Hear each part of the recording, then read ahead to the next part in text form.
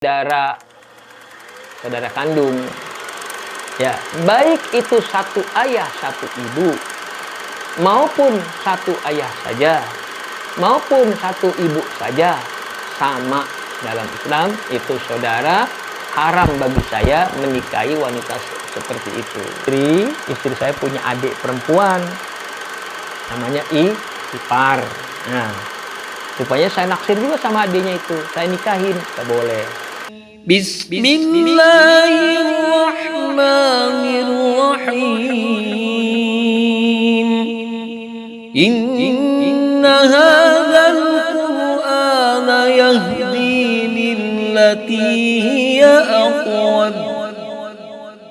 Dalam ayat yang terakhir yang kita baca, ayanda bunda sekalian, para sahabat sekalian, ayat 23 surah An-Nisa, Allah Subhanahu wa taala berfirman, "Hurrimat 'alaikum ummahatukum wa banatukum wa akhwatukum" ila akhiril ayat. Ini ayat menjelaskan tentang ada wanita-wanita yang dalam Islam itu haram dinikahi oleh laki-laki yang disebut wanita mahram. Nah, mahram. Ya, kalau kita orang Indonesia kadang nyebutnya muhrim. Jangan deket-deket, dia bukan muhrimnya. Agak boleh deket-deket, kalau yang bukan muhrim deket-deket. Nah, orang kita tuh. Padahal yang tepat adalah mahram, bukan muhrim. Ya, mahram. Kalau muhrim itu orang sedang berihram. Ya, kalau mahram, nah orang yang haram dinikahi itu namanya mahram. Jadi, ayanda bunda yang lebih tepat adalah mahram. Ya. Laki-laki tidak boleh menikah beberapa wanita. Nah, pertama, kata Allah Subhanahu wa taala, "Hurrimat 'alaikum ummahatukum." Nah, kalau bunda lihat nih ayatnya, ayat yang terakhir kita baca 23 surah An-Nisa. Ya. Kata Allah Subhanahu wa taala, pertama adalah hurrimat 'alaikum ummahatikum. Ada seorang laki-laki, maka tidak boleh menikahi ibunya sendiri. Ya. Nah, ini saya kira sudah paham semua. Siapapun akan mengatakan ya, tentu satu hal yang sangat tidak mungkin ya. Artinya tidak mungkin itu, ya mungkin kalau itu terjadi itu orang buruk sekali ya. Jangankan dalam pandangan Islam, dalam pandangan kehidupan bermasyarakat sosial ya, yang tidak ngerti agama pun ya akan menilai buruk ya. Ya, jadi memang udah haram. Ibumu ada laki-laki seperti saya, maka saya haram menikahi ibu saya. Dan ke atas, dalam fikih itu dijelaskan dan ke atas, artinya ada ibu, nenek, terus ya perempuan-perempuan. Ya. Ini yang pertama. Yang kedua, wabanatukum, anak perempuanmu. Ya, saya laki-laki punya anak perempuan, anak kandung. Ya, anak kandung dulu ya, kita bicara anak kandung dulu. Anak kandung, anak darah daging saya dari istri saya. Ya, dah. Anak kandung. Ini juga haram dinikahi seorang laki-laki, haram menikahi anak kandungnya sendiri. Ya, ini juga sudah jelas seperti tadi ya. Kalau itu terjadi ya buruk sekali dalam kehidupan bersosial, bermasyarakat. Ya, masa ada ayahnya menikahi anaknya sendiri? Apa ada? Ada. Cuman kan itu tidak banyak terjadi, tapi memang ada. Ya. Ya. Kemudian berikutnya yang nomor 3, wa akhwatukum, saudara kandung. Saya punya saudara kandung. Ya, baik itu satu ayah satu ibu maupun satu ayah saja maupun satu ibu saja, sama dalam Islam itu saudara. Haram bagi saya menikahi wanita seperti itu. Ya, saya punya saudara satu ayah satu ibu, ya, kakak adik saya ada yang perempuan, haram. Atau kebenaran ibu dan bapak waktu nikah sama-sama janda dan duda. Ya, sama-sama janda dan duda, begitu kan. Nah, sehingga kemudian ya mereka menikah, kemudian lahir saya, ya enggak. Ibu atau ayah itu bawa anak masing-masing. Nah itu, bawa anak masing-masing. Nah ini setelah itu kita jadi satu keluarga, maka saya yang lahir dari ibu dan ayah ini tidak boleh menikah dengan saudara-saudara saya yang walaupun satu ibu. Ibu bawa anak kakak-kakak saya yang perempuan dari ibu. Ya, dia anak ibu saya, ya saya juga anak ibu saya lahirnya itu sama. Jadi ini satu ibu, tetap tidak boleh. Atau satu ayah bawa beberapa anak. Ada perempuan di antaranya. Ya, ayah nikah sama ibu saya, lahir saya. Ayah sebelumnya udah punya anak. Nah, ini juga saudara saya, sama saja, ya. Jadi, ya, seperti itu. Jangan dibilang saudara tiri, Pak Ustadz, dia mah yang enggak, kan bapaknya satu. Ya, bapaknya satu. Ya. Kecuali sudah sama-sama ini ya, apa namanya, nanti ada urusan saudara tiri itu ya, yang nggak ada urusan nah baru. Kalau masih satu ayah satu ibu atau satu ayah saja satu ibu saja itu haram. Nah kemudian berikutnya itu saudara ya. Yang ketiga adalah saudara. Pertama ibu, yang kedua anak, berikutnya adalah saudara. Berikutnya adalah wa ammatukum wa khalatukum. Amma itu adalah bibi kalau bahasa kitanya. Bibi, tante. Yang mana amma ini tante atau bibi, bibi kita, bibi saya laki-laki ini punya bibi. Yang mana si bibi ini adalah saudaranya bapak saya. Nah, tante tapi adiknya ayah saya atau kakaknya ayah saya. Kita bisa panggil bibi atau uwa. Nah, itu namanya ammah dari ayah. Wa kholatikum, wa kholatukum. Nah, ini yang kedua bahasa Arab itu bibi tapi yang saudara ibu. Ibu saya punya adik kandung cewek, saya panggil bibi atau tante kan begitu. Ya, itu namanya bahasa Arabnya kholah. Jadi orang Arab ini kaya bahasa. Ya, kalau bibi dari adiknya ayah dipanggil amma, ya amma. Orang bilang panggil amma berarti bibi dari ayah. Kalau dia ya kholat berarti itu bibi dari ibu. Jadi, kalau kita kan bibi aja. Siapa dia? Bibi. Nah itu kadang nggak jelas bibi. Nanya lagi ya kan. Bibi siapa? Itu adiknya ayah apa saudara ibu kan begitu. Kalau orang Arab udah jelas, amma, kholah, udah paham. Gitu. Jadi kayaan bahasa Arab dong ya. Wa banatul akhi, setelah itu adalah anaknya saudara kandung tadi. Berarti kalau bahasa kitanya keponakan saya. Saya punya saudara saya tadi saudara kandung punya anak. Berarti tadi namanya keponakan saya. Keponakan saya itu haram. Ya enggak? Makanya status paman itu kan bisa jadi wali, ya, karena kayak paman itu ya seperti orang tua bagi kita, ya. Ini, ya, maka haram seorang laki-laki menikah dengan keponakannya. Ponakan tadi anak saudaranya. Ya, banatul ukht. Wa banatul ukhti berikutnya yang kedua. Kalau tadi banatul akhi anak saudara yang laki-laki, saya punya saudara, ya, misalnya si Fulan, saudara saya nih, bersaudara sama-sama laki-laki. Dia punya anak perempuan, ya sama. Nah, atau saya punya saudara kandung perempuan, punya anak perempuan juga, kan gitu. Nah, itu jadi wabanatul akhi itu anak saudara laki-laki, wabanatul ukhti anak saudara saya yang perempuan. Jadi sama keponakannya juga. Ya, bahasa kitanya satu keponakan. Kemudian berikutnya di sini setelah itu wa ummahatukum allati ardo'nakum, dan ibu-ibu atau ibu yang menyusuimu. Nah, ini namanya ibu susuan. Saya punya seorang ibu susu waktu saya masih bayi, pernah disusui oleh seorang ibu. Nah, itu namanya ibu susuan saya. Ya.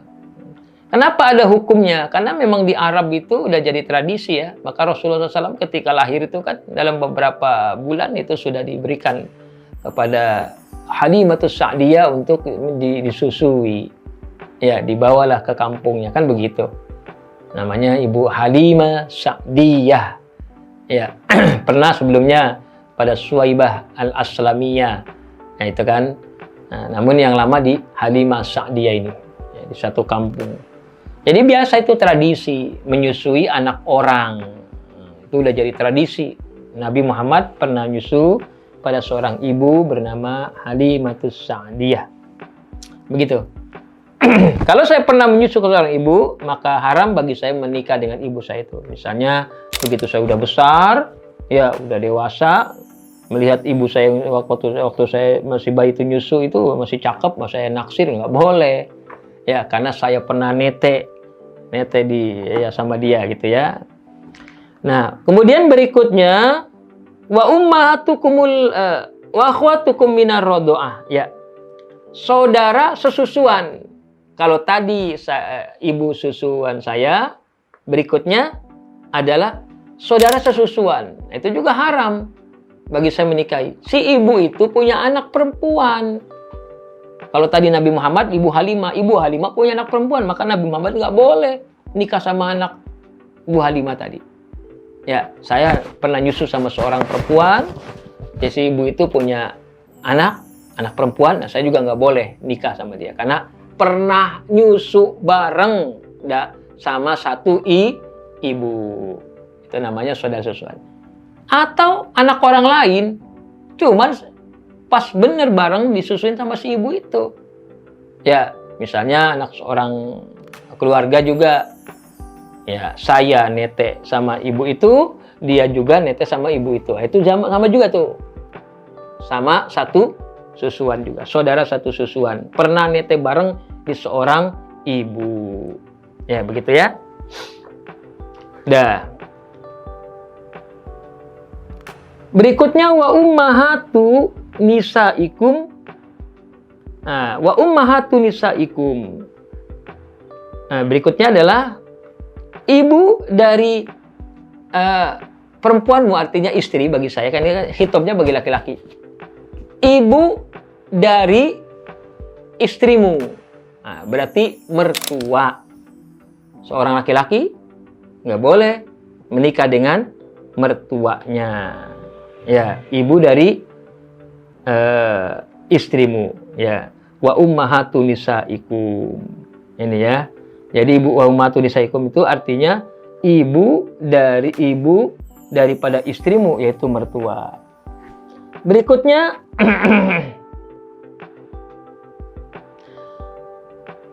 ada juga waroba ikumul lati fi hujurikum min nisaikum. Anak tiri, nah ini baru nih. Anak perempuan dari istrimu yang ada dalam asuhanmu. Anak tiri dari kecil sudah diasuh.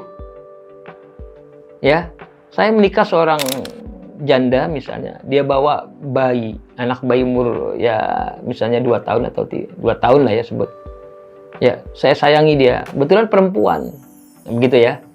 Nah, jadi waroba ikumul lati fi hujurikum min nisaikum allati dakhaltum bihin. Ya, ini maknanya anak daripada istrimu ya, allati dakhaltum bihin, yang mana saya sudah menggauli istri saya itu.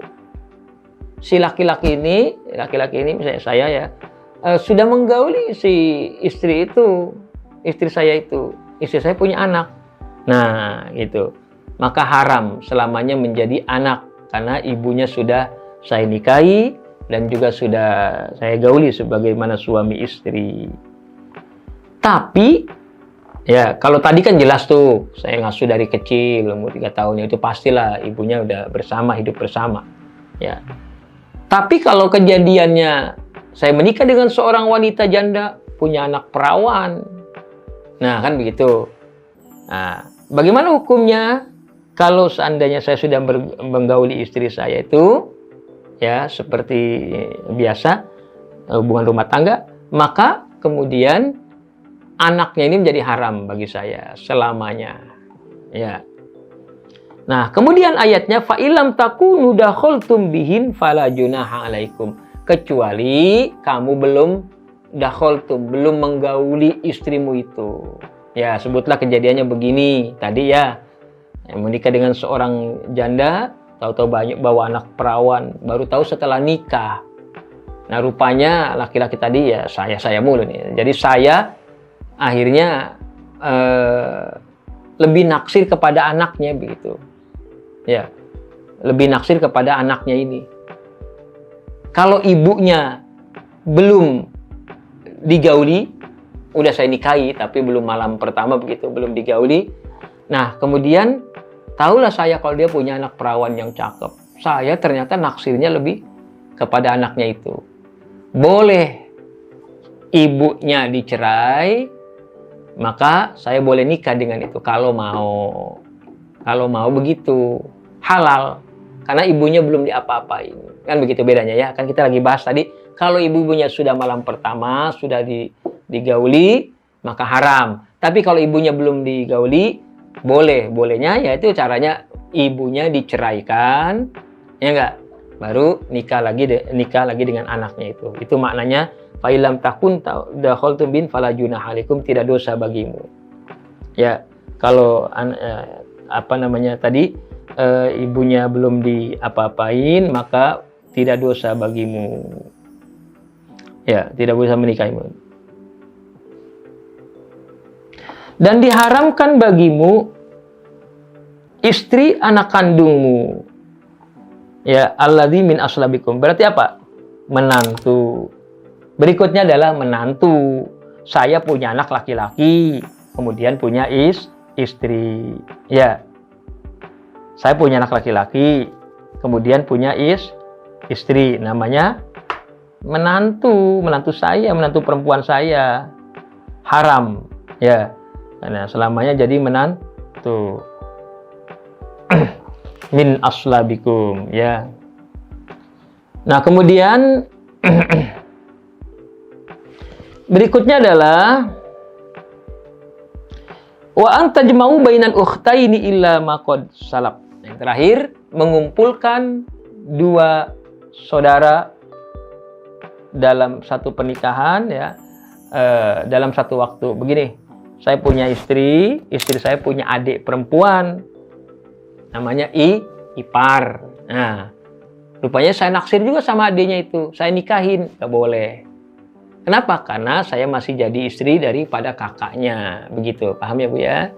Jadi saya tidak boleh menikah dengan yang adik ini, karena selagi saya masih jadi istri kakaknya. Kecuali saya sudah cerai dengan kakaknya ini. Begitu. Saya bercerai dengan kakaknya, saya menikah sama adiknya, boleh kalau begitu. Jadi yang dimaksud antajma'u bainal ukhtaini, mengumpulkan dalam satu waktu dua saudara.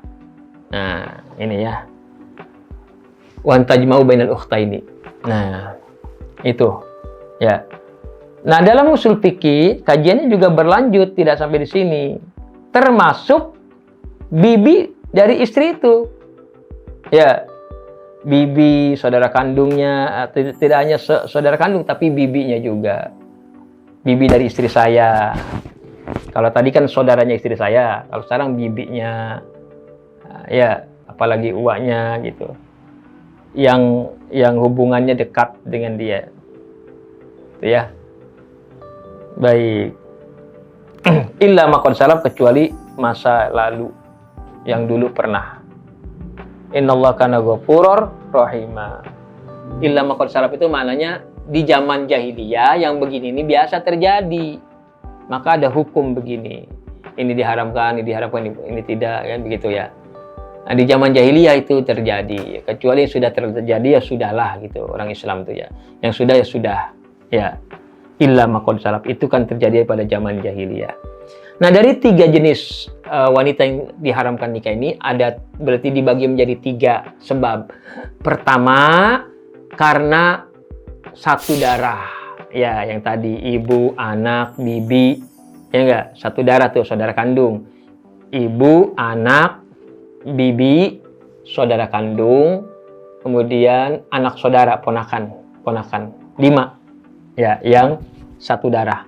Kemudian berikutnya karena menyusui, ya tadi kan karena hubungan darah, tadi yang dua karena menyusui, yaitu satu ibu. susuan kita, wanita yang menyusui kita. Yang kedua, saudara satu susuan, 2. Nah, yang ketiga, karena pernikahan tadi. Jadi ada 3 sebab. Yang ketiga, sebabnya karena pernikahan. Saya nikah dengan seorang wanita, maka saya tidak boleh menikah dengan anaknya, menikah dengan saudaranya, ya enggak? Menikah dengan ibunya, gitu. Itu karena hubungannya sebab pernikahan. Jadi ada 3 sebab.